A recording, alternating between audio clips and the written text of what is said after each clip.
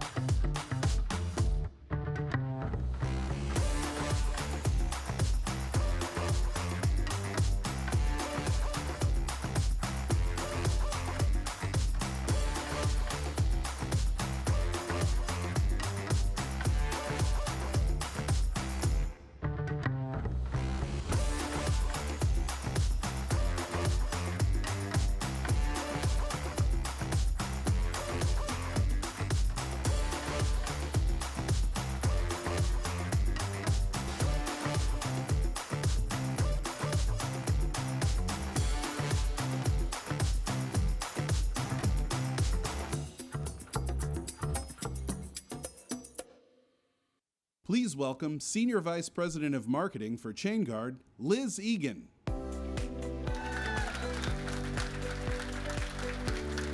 Good morning. Welcome to Chainguard's first annual user conference, Assemble. Today, we are building the future of secure software development, and we have assembled a great agenda for you. We have keynotes, we have hands-on workshops, and we have a little bit of fun. So this is our first year. You might be wondering, why did we call it Assemble? The word works on multiple levels. You assemble open source components, and you assemble groups of people just like this. So look around. In this room, there are hundreds of security and engineering leaders, and thousands more are streaming in online. And today, on stage, we have security and engineering leaders. That's not an accident, but it is rare. Together, you are building the future of secure software development, and Chainguard is privileged to be part of that journey. So, to kick things off, it is my privilege to welcome Dan Lawrence, Chainguard's CEO and co-founder, to the stage.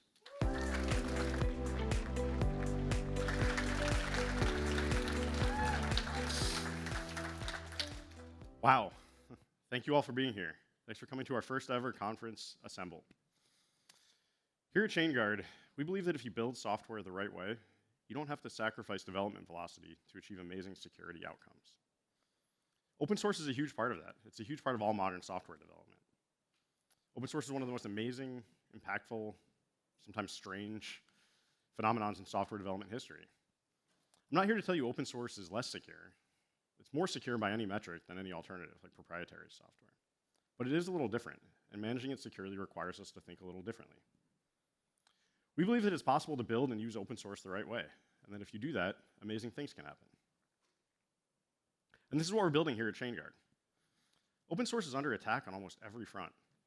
We have malware attacks and build system compromises hitting package repositories and GitHub repos almost every day.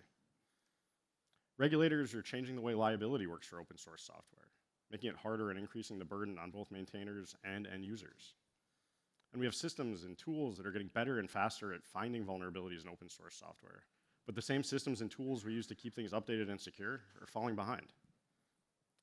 We want to let you keep doing what you do best, build your products and work on your code, and leverage open source for what it's great at, without having to worry about security or compliance. We want to be the safe source for open source. Chainguard is about 3.5 years old now, but I've been working on this problem for a lot longer than that. This is personal for me. I started working on open source about 10 years ago when Go and Cloud and containers and Docker and GitHub and all of that first started to take off. My first open source project, my first commits on GitHub were for the Minikube project. Anyone here use Minikube? Yeah, it's a fun project. It boots up a Linux kernel on your laptop. It boots up a VM. It sends up a Kubernetes API server. It does a bunch of networking magic, so kube control on your laptop talks right to the API server in the VM. To do all of that, it needs a lot of permissions, typically root. When I went to ship the first Minikube release, v0.0.1 on GitHub, probably about 10 minutes after I got the first build working locally on my laptop for the first time, I had no idea how to publish a build on GitHub. I worked at Google for a long time before this, and Google had all this amazing internal infrastructure where you could go straight from code in a repository through a secure build system with hermetic tool chains and reproducible tools, straight to a secure build running in production. On GitHub, there was none of that. This is pre-GitHub Actions. This is pre-CI. I asked everyone what to do, and they said most people just build on their laptops and upload those binaries to GitHub. And that terrified me. I didn't really take good care of my laptop. I think Kim saved it from an airplane once. I didn't want to be responsible for that. This thing is running on root for everyone in the Kubernetes community's laptops. It was scary. I kept asking, and people said, if you want to do this the right way, buy a Mac Mini, install it under your desk, put Jenkins on it, type some bash scripts into the UI on Jenkins, and call it a day, and that's state of the art. That's terrifying. This is actually a picture of the first official Minikube test lab, probably a couple months after we moved it out from underneath my desk at the Google San Francisco office. I didn't want to be responsible for this security. What if something happened to my laptop? What if something happened to that Jenkins server? It's not like Jenkins has ever had a CVE in it or anything you have to worry about. So I kept working on this. I got a little paranoid and I got fixated. We talk a lot about treating build systems like production systems. There was no way to run container builds or run CI inside of Kubernetes at that time. So with a lot of people here, I worked on and started projects like Tekton, so you could do builds inside of Kubernetes clusters. Matt, my co-founder, and I started the DistroList project to trim down fat container images, to reduce the attack surface, and make vulnerability management easier. And when it came to signing and cryptographic attestation, it was all impossible to use. I couldn't figure out how to use the GPG CLI. Every blog post on signing said to stay away from GPG, but there were no alternatives. So we started the SigStore project to make this easy. We copied the good parts from Let's Encrypt and made cryptographic signing and attestation accessible to developers anywhere. This is now baked into tools like NPM and PyPI and Maven Central. The adoption's been amazing to watch. But these are all just building blocks. And they're awesome building blocks that solve problems in ways no one had really solved before, but they're still just building blocks people had to put together on their own. That left us thinking, why should everyone have to put together these building blocks on their own just to get a secure software supply chain? And when it comes to open source, why should everyone have to build this themselves to get a secure open source supply chain they can trust? And that's where Chainguard came from. Putting together all of these pieces to give you a trusted open source supply chain that you could just take and use and start building your products on top of. We have two different kinds of container images today. We started with our application base images. These are things that you build your applications on top of, programming language runtimes. Things like Java, NPM, things you could just take and run your applications on top of. We also have third-party application images that you can just take and run next to your apps. These are drop-in hardened replacements for everything running next to your applications in production. They're all built from source, hardened, and come with their 0CV SLA. Starting with this product, it's grown quickly. We started with just 10 images in the beginning. We grew to over 400 at the end of that following year, and today we have over 1,200. Close to 1,300 if we keep hitting refresh on the page. This year we had a huge focus on adding new AI software to the catalog, things like Kubeflow, Nemo, PyTorch, and more with all the different CUDA variants and Python versions, so you can run it on any GPU you need to. We've also started filling out the CNCF landscape diagram. If you've ever been to a KubeCon, that monstrosity of all those project logos, we're still filling that out with things like Harbor, Carpenter, dozens of Prometheus exporters to connect all of your projects up to the logging and metrics tools you need. We've also improved our Java support. We've bootstrapped all of the JVMs so they pass the TCK compliance suite. So all of your Java apps can be sure to run in a compliant environment. We're probably the only ones outside of Microsoft that's bootstrapped an entire .NET toolchain from source 2. In addition to the new images like this, we've continued to roll out improvements across the entire catalog of software we maintain. We've rolled out new optimized hardened compiler flags for both security and performance. And this year we also rolled our own FIPS provider, an upstream OpenSSL that runs completely, so you can run your apps in FIPS mode completely decoupled from the host that they're running on. Across all of those images, for all of our customers, we've mitigated over 72,000 vulnerabilities. We're not just building and adding software to the catalog, we're maintaining it to some of the strictest SLAs in the industry. And there's no magic in how we do this. It's a lot of hard work. We have an amazing engineering team that uses automation to patch CVEs, and a team that also isn't afraid to jump in and do the hard manual work when the automation can't handle a certain type of vulnerability. And then we look back at that and figure out why the automation couldn't and what improvements we have to make so it can next time. That's the only way we're able to scale this. In addition to the core improvements to our images, we've also rolled out a bunch of new features to this product. Starting with our CV visualizations dashboard. We track this metric internally, which is the number of days in between customers thinking that their CVE scanner is broken because it reports 0. And I love every time this happens. But it's not broken. We're incredibly proud of all of that hard work. And the CV visualizations dashboard shows that hard work that we're doing. It shows when we found a vulnerability, when we fixed it, all the time in between, and how we did all of that. And it puts us together in a dashboard so you can share those results across your organization in case other people don't believe that it's actually 0. We've also been able to scale our automation, a new feature called the end-of-life grace period. This lets us continue to maintain a container image for up to 6 months past the time the core project in that image has gone end of life, because we can continue to build and test all of the dependency changes that happen in there. This lets you plan upgrades on your timeline, not whenever a project decides to cut a new upstream release.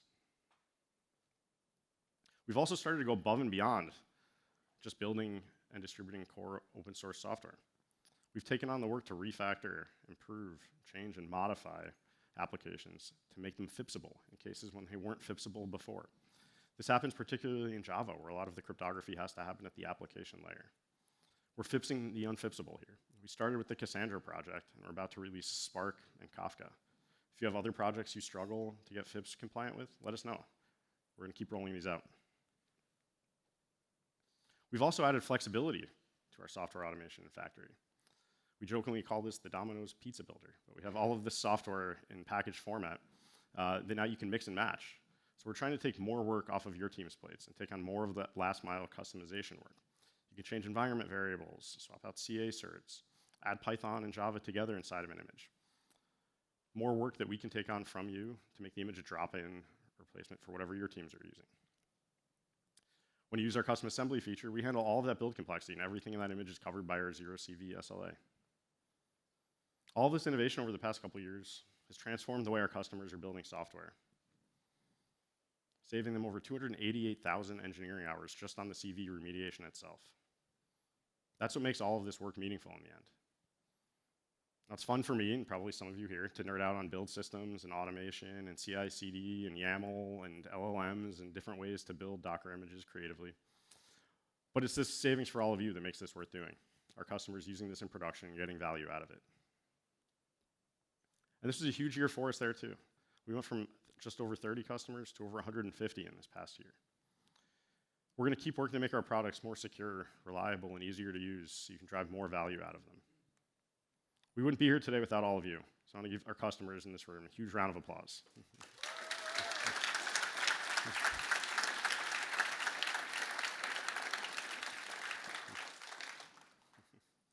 I want to personally thank you all for supporting us on this journey to build a safe source for open source. But we're not stopping here. We have a lot more work to do to help you secure your containers. We hear from a lot of our customers that they can't maximize the impact of our containers if they don't know where they're running in production. This sounds like an easy problem, but it's really easy for containers to get everywhere. To make this simple, we're partnering with the best in observability. And so I'm excited to announce a partnership with Datadog, where we're combining their core observability features with prioritized actions to eliminate CVE risks and improve software development velocity. Together, we built a dashboard, which you can see here. This shows where Chainguard images are running in your environment, powered by Datadog's core observability features. It shows that against the associated CVE risks and where you can implement container images to reduce those risks at the image level. Joint customers can track and prioritize this across all of their containerized infrastructure and across all of their organization, all within their existing tools and workflows. To discuss this integration and partnership in more detail, I'd love to welcome Datadog's Vice President of Product Management, Prashant Prahlad, to the stage. Come on up, Prashant. Thanks, Dan. Thanks for joining us. So Datadog, just like Chainguard, targets a couple different personas. You have to deal with security teams, DevOps teams, engineering teams, groups that historically don't always speak well to each other. I'd love to hear what you hear when you talk to those people, especially when it comes to challenges like this one. Yeah, they're facing a lot of challenges. So let's take 3 of those teams separately. The developers love to write code faster, don't want to let anything get in the way. Operators have a run book they need to follow, and they want to make sure that they can react to operational issues fairly quickly. Security teams have the hardest of those They jobs. just ruin everyone's day. Yeah. Well, or fix a day if they get it right, which is great. But security teams, they actually detect and keep the bad guys out, but they rely on those two other teams to actually fix those issues. And what happens is each of these teams, each of these roles, they have their own specialized tools. They do all the right things in getting the right product for their use case. But what's frustrating is a lot gets lost in translation. What we're hearing from them is they have all these tools that do all the right things, but yet they do all of this undifferentiated work, looking at the hours they spend on fixing CVEs, because these tools don't talk to each other. So that has been sort of one of the frustrating things we've been trying to fix. And hopefully this partnership will be the step in the right direction there. How do you think we address this problem together? Yeah, so the first step is to actually make sure that they speak the same language. So showing YAML? developers, we love reading JSON and YAML, but showing developers and security people and operators the same piece of information, the single source of truth, helps a lot. So obviously at Datadog, we strongly believe that observability and security as one platform helps solve that problem. And of course, security products differentiate a lot in detecting vulnerabilities quickly. Where we want to focus our efforts with Chainguard is in fixing what we detect as quickly as possible and maybe even preventing that in the first place. Observability and security make so much sense together. You can't secure what you can't see. So what's exciting for you about what comes next for our two companies? Yeah, I mean, I find this dashboard to be incredibly useful, right? Because we are actually helping developers write secure code. Actually, if you're a Chainguard customer and a Datadog customer, you're able to now ask the question, like, why am I not using CV-free images everywhere? It makes so much sense. It's a no-brainer. So we start with this, and we're super excited to actually then go one level further, adding defense in depth. If a customer detects a vulnerability using one of our security products, then can we actually recommend a fix, or even go one step further and fix it for them if it's safe to do so. So those parts are still very exciting to me. Yeah, closing the loop. We constantly hear people are closing the loop is sick of being told about problems without being told how to fix Yes. them. Well, thank you so much for coming up, Prashant, and thank you for working on this with us. Congratulations.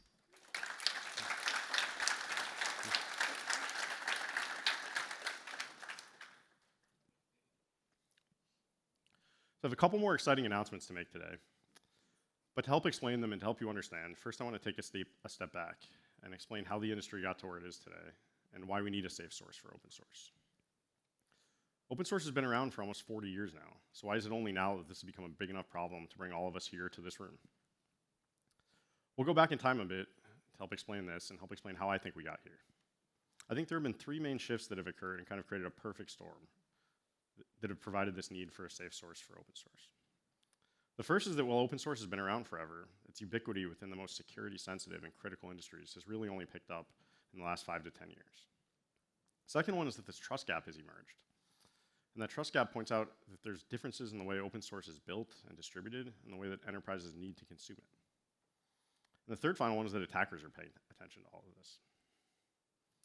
Starting with the ubiquity piece, if you look back to just the 90s and 2000s, Microsoft was still running these horrifying FUD campaigns trying to scare people out of using open source. Linux is a cancer. If you use Linux, you'll get sued. If you search FUD and go to the FUD page on Wikipedia, this is literally in the top 3 examples. It's the textbook definition of FUD. This is scary. It took people a while to get through. It took a lot of hard work from groups like the OSI, the Open Source Initiative, to standardize the definition of open source and do the hard work of explaining all this to lawyers everywhere who don't know anything about software.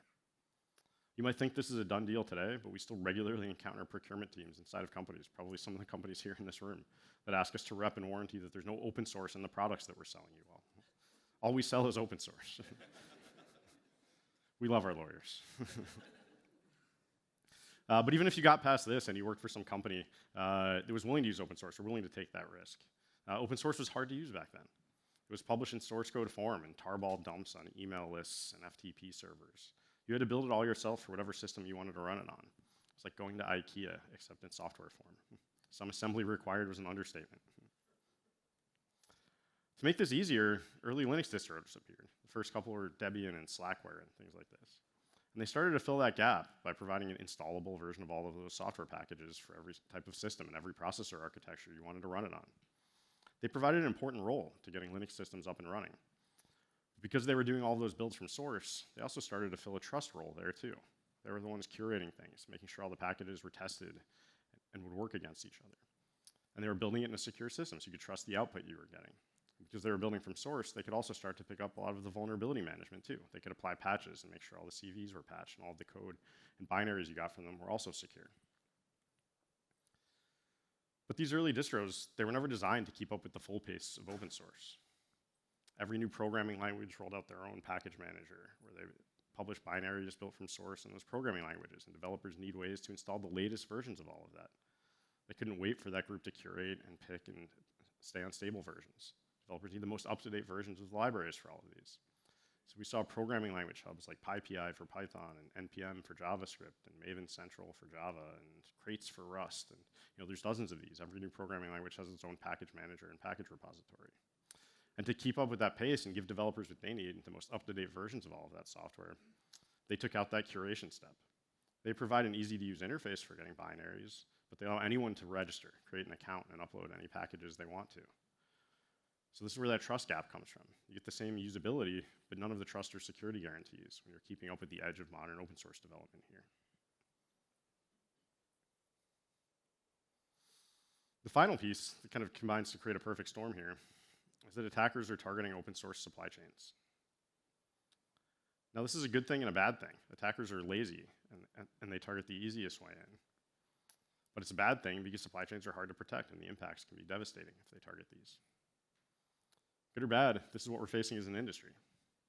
We've seen this with attacks like SolarWinds, attacks on build system compromises, malware attacks in source code repositories. All of this combined, open source reaching ubiquity in these most sensitive environments, the trust gap in the way most enterprises are consuming open source, and the focus of attackers means this is something that we need to fix now. This is something we can't wait to address anymore. And this is what we're dealing with. We've all heard the phrase open source is free as in beer. I like free beer. But we're also starting to learn that it's free as in puppy. I also like puppies. But just because a puppy is free doesn't mean you don't have to do a bunch of work to care for it. They throw up all over the place. They chew up your furniture. There's shit everywhere you have to deal with. And the challenges from drinking too much of that free beer start to feel like a hangover. And now we have to clean up after this puppy while we're hungover. This is terrifying. And that's why we started Chainguard, to build and provide a safe source for open source, where all the software is built from scratch. Everything is rebuilt constantly. Everything is patched and maintained daily. We're filling that trust gap by bringing development and security teams together. We're providing developers with the most up-to-date versions of all of the software they need, and doing it in a secure way that security teams can trust. This year, we've been able to grow our catalog of software, maintain it to those strict SLAs, and roll out all of these other features I discussed because of investments we made at the base layers, Chainguard OS and our software factory. Chainguard OS is our approach to a distro, where we still do all of that security and curation and patching, but we keep all of the individual components always up to date. And in our OS, we assemble all of that software into specific form factors at the very end, the container images that you all know and love. To make Chainguard OS possible at scale, we needed to build a bunch of automation. And we're doing that with our software factory. The ideas for a better way to build software started about 10 years ago in my co-founder and CTO, Matt Moore's head. It took me about 10 years to understand what he was talking about back then. But I'd love to welcome him up onto stage now to explain all of the investments we've made in our software factory.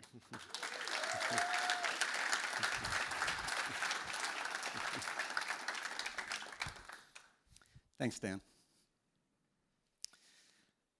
Some folks say, if you do security right, compliance becomes much easier. But also, if you do software engineering right, security gets a lot easier. When I debuted the Google Dishless project that Dan and I started back in 2017, I said, I'm in pursuit of a better way of building containers. And it was very much in this same spirit. My favorite comment on that talk, though, was added a few years later. That's how Chainguard was born. Our journey has taken us from building the tools, to operating the tools, to automating the tools. What started out with us making purpose-built tools to build containers adhering to best practices has evolved into an entire software factory encompassing the software development lifecycle, or SDLC. One of those SDLC best practices is building things from fully patched source code. To have the control we needed in order to achieve this, we bootstrapped our own Linux distribution, the Chainguard OS Dan mentioned. We're continuously monitoring tens of thousands of upstream source repositories for new releases. We turn those releases into tens of thousands of new packages. We then turn those packages into over 1,000 container images. As these numbers have continued to grow, automation has been critical for us to keep everything in our inventory up to date and for expanding our inventory based on customer demand.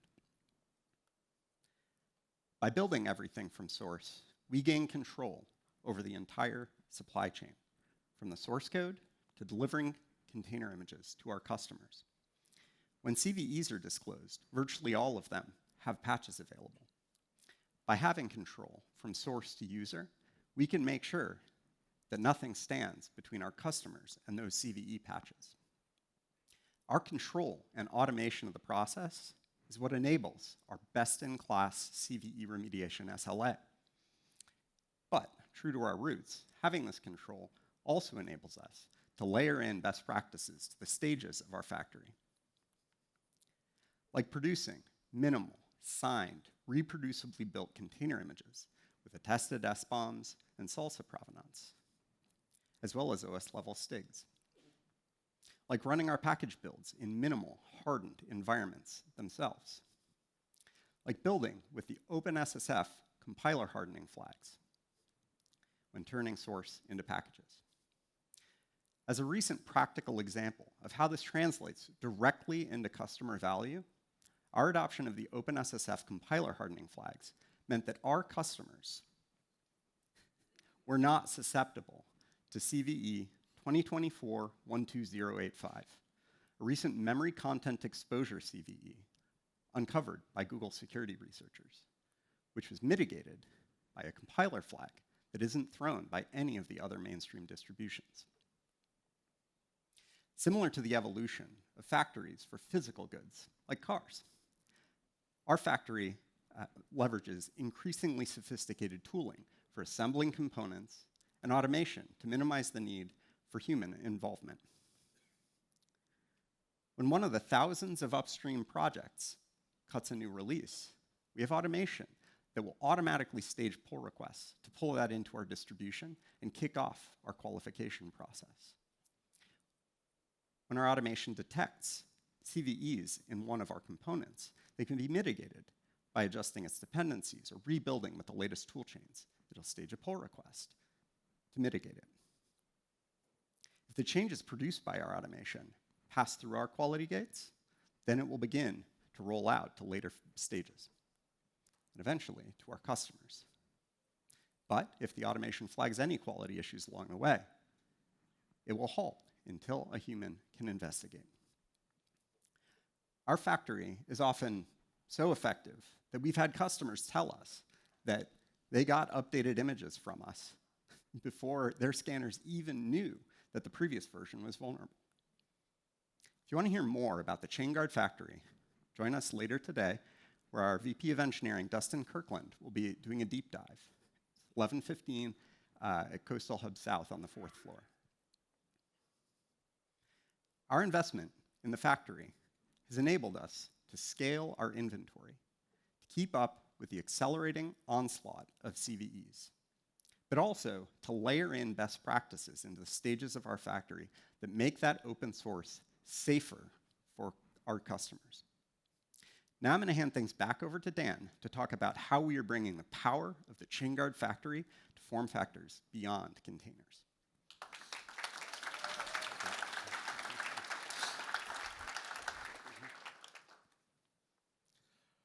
Like Matt said, we built a scalable, secure software factory to turn open source code into runnable formats and to keep it updated and secure automatically. Today, that's been limited to just container images. But you can't be the safe source for open source if you don't cover all open source. There's another layer in the modern software stack that's been missing. Running underneath all of your containers are virtual machines. VMs are used all over the place today, from workloads that require high performance closer to the metal, to use cases where you need direct access to the server for configuration that you can't do from inside of a container. They're also used underneath every one of your containers running it in an ephemeral, immutable pattern as a container host.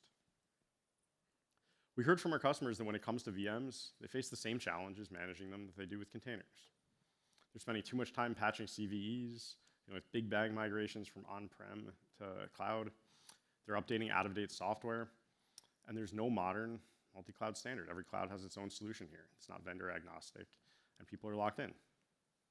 So to address these challenges, today we're excited to announce Chainguard VMs.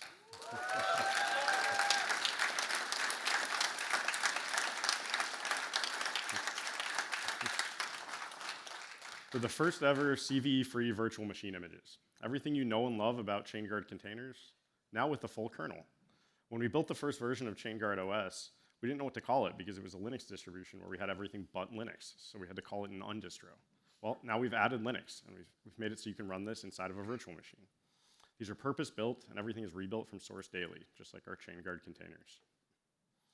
Chainguard VMs are a collection of guarded, minimal, zero CVE virtual machine images that provide customers a threat-resistant environment. They're built entirely from source in Chainguard's hardened software factory that Matt talked about earlier, and they include only the components you need for each specific use case. Because we have full control over the Chainguard OS, we'll continuously rebuild all of these VM images to keep them up to date in response to new vulnerabilities. And the factory that we all just heard about powers everything inside of VMs as well. We retained all the original philosophies when building container images for our virtual machine images. Everything's built from source with all the latest patches applied. You get cryptographic provenance and attestation for every step of the way. We use our hardened compiler flags. And as a whole, we treat all of our build systems like production systems. With Chainguard VMs, we're offering Chainguard container hosts, where we build minimal VM images with a Linux kernel, systemd, glibc, and all the necessary cloud agents wherever you want to run it on. So now you can standardize all of your Kubernetes nodes or container runners on the same OS that's running inside the containers themselves. The two initial types of VM images are a general purpose container host starter image that you can run on Google, Azure, Amazon, wherever you need to run it, and a node image for Amazon EKS that you could just drop in and deploy any EKS cluster on top of. All of the images are ready to go with cloud agents like AWS Systems Manager, and for the EKS drop-in image, it comes with the kubelet and the kube proxy, so it can just connect right into your existing clusters. We have a ton to show here, and we have a product deep dive right after this keynote if you want to learn more. We're very excited about Chainguard VMs and container hosts. They're enabling us to make even more open source safe. But we're not stopping there. There's more we can do to guard your entire stack. Before I announce this one, I'll call a few volunteers up on stage. Does anybody have a laptop with them? I promise this won't hurt. One in the back, a couple more. There we go, right here. Come on up, bring your laptops up. I hope these are work laptops. Good? All right. Anybody else? Just two? One more, come on up. All right.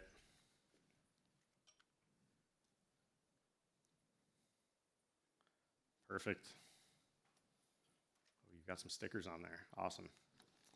All right, so on the way in, I found some of these on the sidewalk, and they said they had some cool stuff on them. Well, does anybody have an adapter so we can check here? There might be some Bitcoins or something. Would you just check this for me? I got an adapter. All right, perfect. It's always a layer one problem.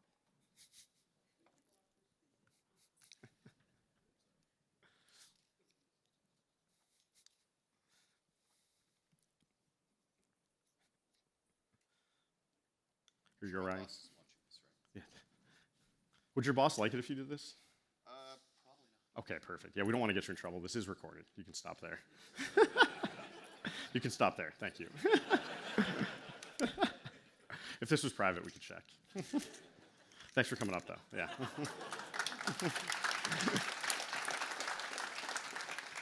So this sounds crazy. Everybody's security teams has hopefully told them that if you find a thumb drive on the sidewalk, don't plug it into your laptop. And if you happen to, and there's some executable file on there, don't execute it. And if you happen to do that, definitely don't go ahead and do that in production. This is terrifying. But it's the same thing most software developers do every day when they run pip install or npm install or maven install. You're getting binaries from someone, you have no idea who they are on the internet, and you're running it directly on your work laptop, or even worse, directly inside of production. The language libraries your developers are using in code represent another huge layer in the software stack that we can protect. Today, when your developers install pre-built binaries from public repositories, they have no idea if those binaries came from the source code that the GitHub repository contains. They have no idea if that's the same source code they reviewed. They have no idea if the build system has been tampered with or compromised. They have no idea if you can trust that. There are other tools out there that try to provide a layer of protection with malware scanning or fingerprint analysis or firewalls. But ultimately, bad actors who can infiltrate the supply chain get direct access to your production systems. They can execute arbitrary code that wastes resources like crypto mining at best, or at worst, steals data, compromises your customers, or shuts down your entire business. Looking at the software supply chain, there are a bunch of points of attack. This is from the SALSA framework. By compromising credentials or exploiting vulnerabilities in build pipelines, attackers have a lot of options here. And we've seen them take advantage of this time and time again. There are too many to get into. The original CodeCov breach, where a credential was stolen to a static file hosting system that people were then using with curl pipe to bash inside of build systems. That breach led to a bunch more credential breaches in CI systems and leaked credentials for package managers. One of these supply chain breaches can turn into many more. Just last weekend, we saw the TJ Actions GitHub action compromise, where a compromised credential led to someone publishing tampered versions of GitHub Actions that were used in CI systems everywhere. And once again, that attack leaked credentials. Our security team spent the weekend identifying leaked credentials in public repositories and reporting them. We found things like government agencies, SaaS companies, security companies, keys to pretty much every package repository out there. Again, one supply chain breach turning into many more. So clearly, there's another big area of open source that we can make more safe. There's been no viable alternative for most organizations until now. Very excited to introduce Chainguard libraries.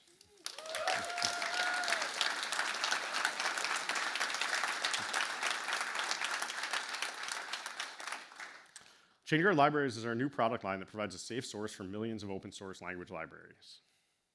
We're providing a secure catalog of language dependencies built from source in our hardened build environment, the same software factory we talked about earlier, with transparent provenance and open attestation.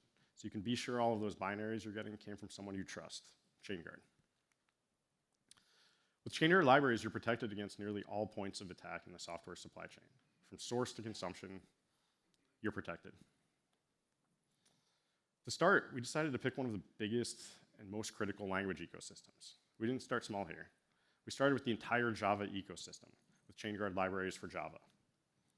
We want to make this as easy to use as possible, so you can just plug this into whatever artifact manager you're already using. It's a one-liner, one-click configuration to point JFrog Artifactories, Sonatype Nexus, or Cloudsmith directly at us, and then your developers get back to writing code without having to worry about or noticing this.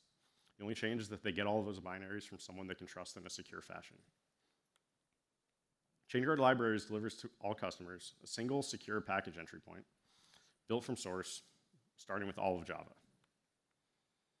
With Chainguard Libraries, we're helping you extend up the stack. To discuss Chainguard Libraries, I'm excited to welcome up the two very best people in the world to talk about this product.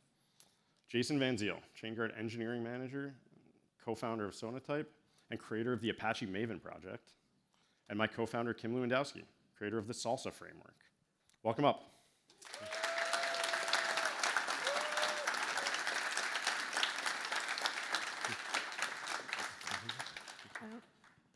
Jason, you're in this one. No?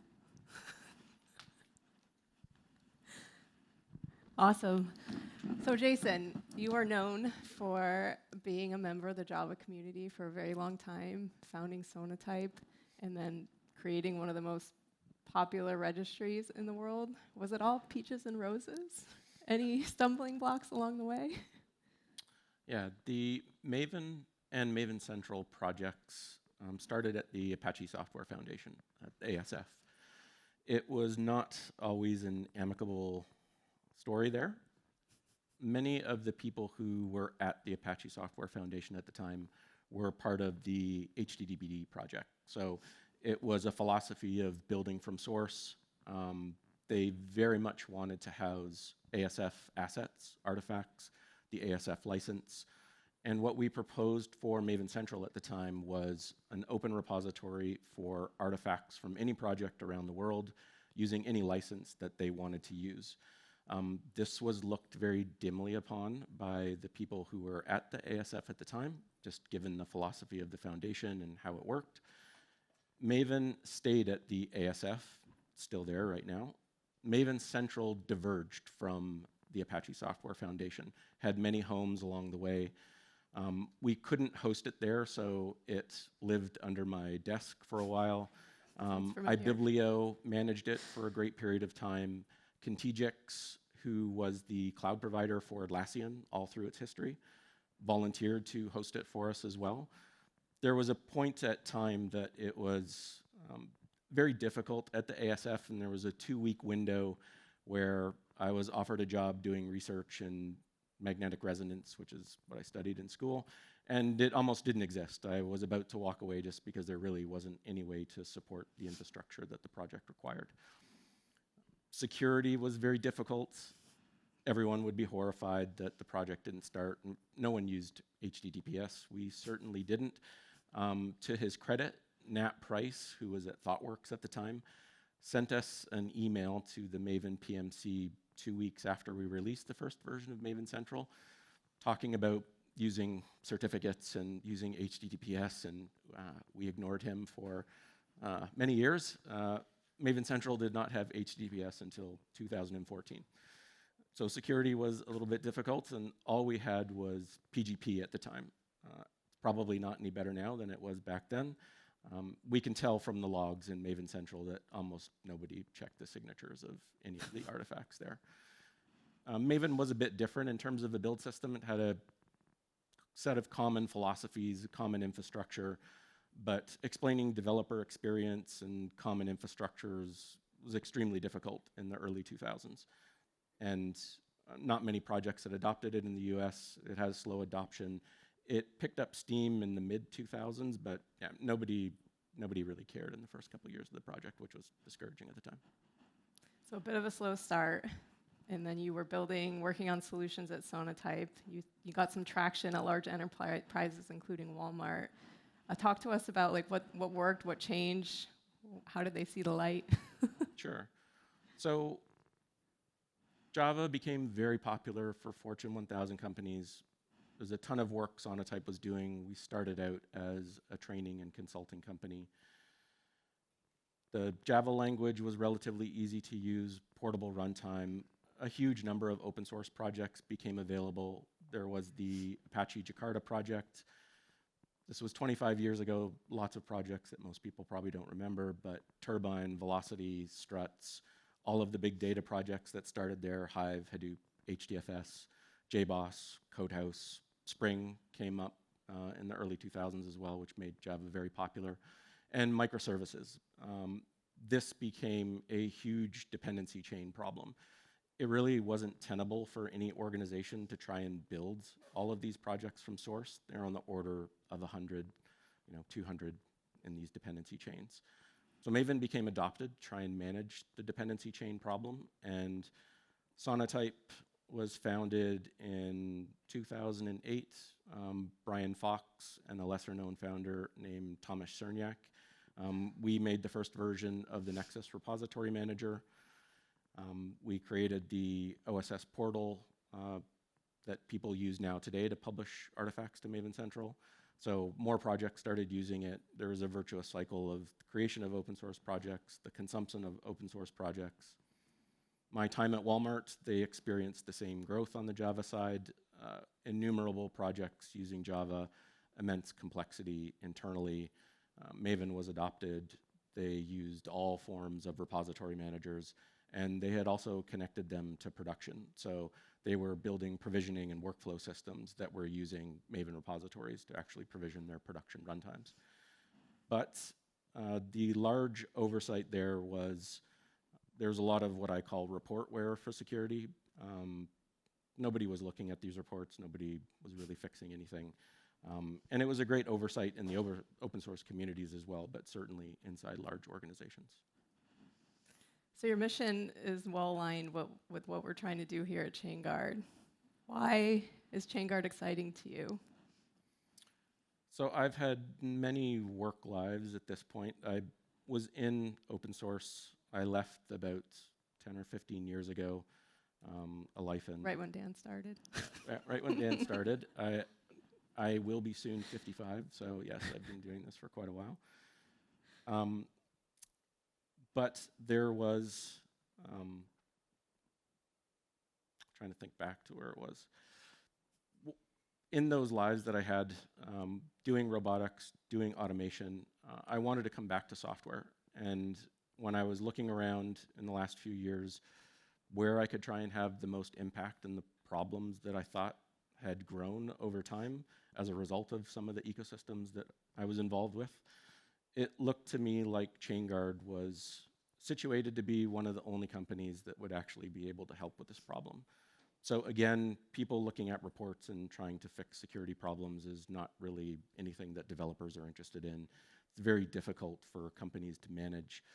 The cognitive overhead of dealing with problems in the security supply chain are just too enormous to actually try and deal with these manually. And economic conditions in the world where it's advantageous for someone to develop malware, that situation is not going to change. So for me, Chainguard was a collection of people who talent, the technology, the factory that we talked about, the automation, systems like I've never seen developed before, and I've seen a lot of automation in my time. That really the collection of people at Chainguard that could make this happen and actually solve the problem, I think is tenable inside the company in terms of the investments. And the other part of it as well, which was something that younger engineers don't really think about, but having the whole team to drive the engine. It's not very common for younger engineers to think about like marketing and sales, but all of that needs to be done in order for the investment occur in order to like fix the problem. It is an enormous problem. Chainguard is a great village. It takes a village, and Chainguard is probably the only village I think that could actually solve the security problem. Thank you, Jason. We're excited to have you as part of the village and on this journey with us. Thank you.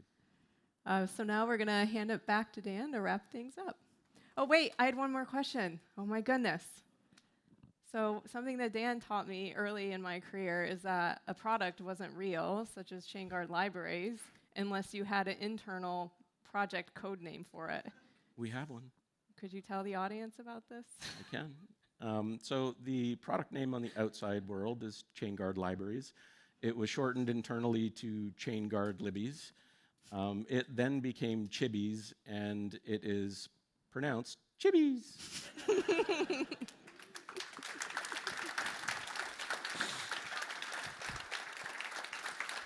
you.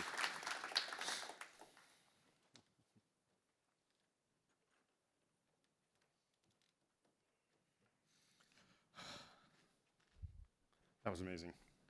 Chibis! We talked through a lot today. We talked through how we built a unique approach to securing open source. We started with Chainguard containers and our philosophy of being secure by default. Chainguard VMs go down the stack by protecting the infrastructure Chainguard containers run on. And Chainguard libraries now go up the stack into your application, protecting developer workflows right where they're working with language libraries. With our product announcements today, Chainguard is now your safe source for all open source in a modern stack. And all of this is powered by our core investments in Chainguard OS and the Chainguard software factory. To bring all of this to life, I'm excited to welcome up one of our customers today to discuss how they're leveraging Chainguard to build the future. Please welcome up Dylan Shepard, lead engineer at Booz Allen, working on a DoD software factory. Hello, happy to be here. Welcome up, Dylan. Thank you. All right, Dylan, what is your favorite Chainguard image? You know, I've thought about this a little bit. I think there's probably two. So if I put my developer hat on and trying to make people's lives a little easier on the development side, it's probably Node FIPS. So we do a lot of Node, and the developers end up in a lot of situations where they need a container that doesn't have CVEs. That if you go look at the Node public image, it's full of highs, criticals, et cetera, and that's never going to pass any kind of DoD muster. And so that just makes it so I don't have to do allow lists. I don't have to go help them with things. They can just do their work and move on forward. And then if I put the other hat on, Canico FIPS. So it's a container that is kind of difficult to build. It doesn't have just a straight up Docker file. And so it's something where, like, if there's an issue, it's hard for me to go fix. So having Chainguard just go build it for me and have it be clean and solid, it makes it really nice to be able to use it and rely on it. So node FIPS and then Canonical FIPS to build all of your other images. Yeah, good choice. Exactly. Can you briefly describe the environment you manage? Yeah. You work in a DoD software factory. Yeah. It's probably pretty special. We've got 6-digit user counts and a couple dozen clusters probably at this point and growing constantly. That's a lot of YAML. Yeah, it's a lot of YAML. So you already mentioned this. My favorite 4-letter word that starts with an F, FIPS. Do you have to deal with a lot of FIPS requirements? How do your developers deal with that? Next question. No, FIPS is tough. So DoD has pretty strict requirements for FIPS 140-2 compliance. And so we have to have certain sets of encryption, certain sets of requirements for which algorithms we use. And a lot of times when a developer comes out and they say start working on government software, they get held to FIPS and they get errors. And they don't understand why, they don't understand what it means. It worked on their local machine. Their local machine was fine. This was all good. Why am I getting this error in every other environment? And that's kind of hard to explain. Well, oh, you can't use MD5, or oh, this library is using MD5 to encrypt a password. You can't do that. Friends don't let friends use MD5. Yeah, exactly, exactly. And so letting it so that we can have a FIPS container on a local system that enforces it means that once they get to production, it's not a surprise. Tightening up that loop. Yeah, they're not suddenly like, why is my application failing? It's from the base, from their instance. They can say, oh, cool, this failed, I can go fix that. So today you run a fully secure Kubernetes baseline with Chainguard. Can you share how that impacts the developer experience beyond just the FIPS fun? Yeah, so we really want to be able to handle with dozens of clusters. We want to be able to handle having an artifact that can be delivered holistically. So we can have all of our compliance pieces, we can have all of our rule sets, we can have all of our like service mesh pieces all packaged up into one continuous thing that can be updated dynamically. And if we don't have that running this many clusters, it's just never going to work in the DoD. And so having Chainguard let us be able to have a 0 CVE cluster baseline across the board is invaluable. So out of our exciting announcements today, which one are you most excited about in the future? Probably 2 things for me. First is the VMs. I love the VMs because parity across environments is critical. Being able to have Google, Azure, AWS, other potentially, bare metal. We'll find the product team. Having them be available across means that I can have the same OS across all my different clusters. And I don't have to think about like, oh, how do I manage a Google image? How do I manage an AMI? How do I manage? It's all just the same thing. And then as well for the libraries, I'm really excited for like CUDA. So a lot of times with CUDA, you just kind of have to tell your security team, oh no, it's from NVIDIA, it's fine. It's this 500 megabyte binary, don't worry about it. Yours is only 500 megabytes? Yeah, Mine exactly. Like, yeah, exactly. And so it's hard to sell that to a security team in any reasonable way. So being able to just say, well, here's the SBOM for it, here's the build log for it, here's where it came from, here's the source code, that's going to make it really easy to sell it to the security team. Awesome. Hopefully we can help secure your AI. Yes, please. Thank you for coming up, Dylan. Thank you.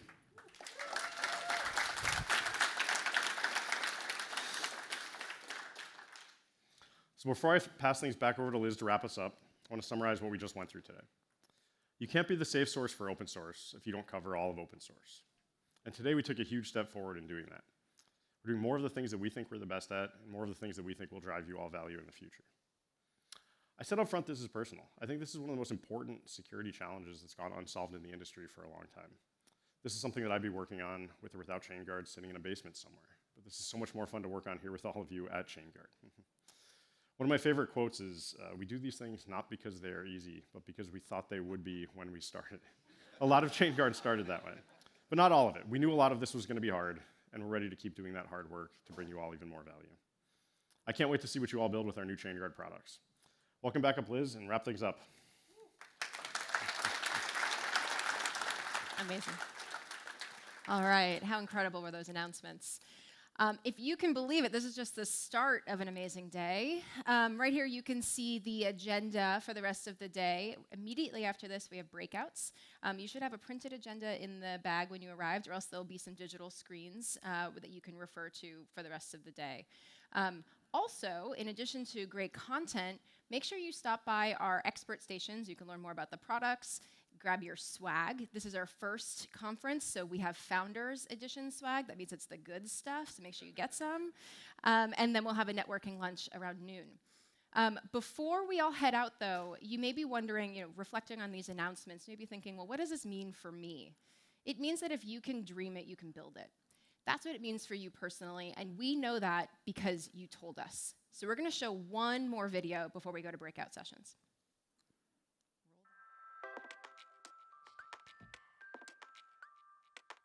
When you see that hello world scrolling on your green screen, it changes your life. I wanted to cheat in video games. So in the late 90s and early 2000s, the popular games like Grand Theft Auto and Doom had the ability to be basically brute forced into giving you unlimited ammo, unlimited respawns, unlimited life. So I thought, you know what? I'm pretty decent at writing C++ code. Let me see if I can grab the log files, change it, or brute force a whole bunch of keystrokes to be able to give me unlimited spawn and unlimited ammo. I didn't start off liking coding. When I first had my first programming class, I thought, oh, I'll never use this again. It's just to complete the degree requirement. But things changed slowly over time. It's like coding felt more like kind of playing a game. The more you do it, the easier it gets. You can always keep learning and keep improving.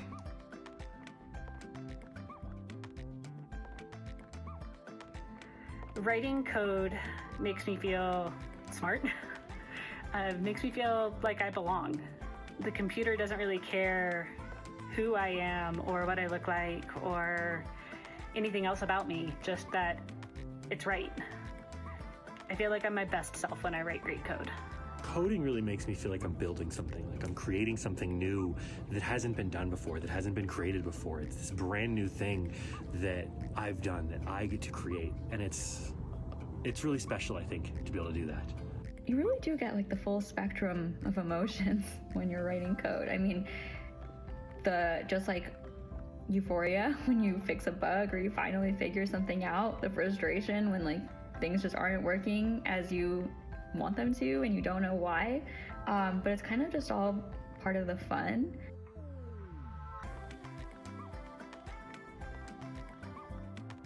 So if you're good at writing applications and you're looking at the outcome and saying, hey, I want to make life better, or I want to improve something that was pretty boring or mundane to do, and you can write an application that does that mundane job for you, it gets you pretty excited. Coding is life. The ability to try again, to ask for help, to get it wrong and try again has been something that coding is uniquely suited to teaching you and me.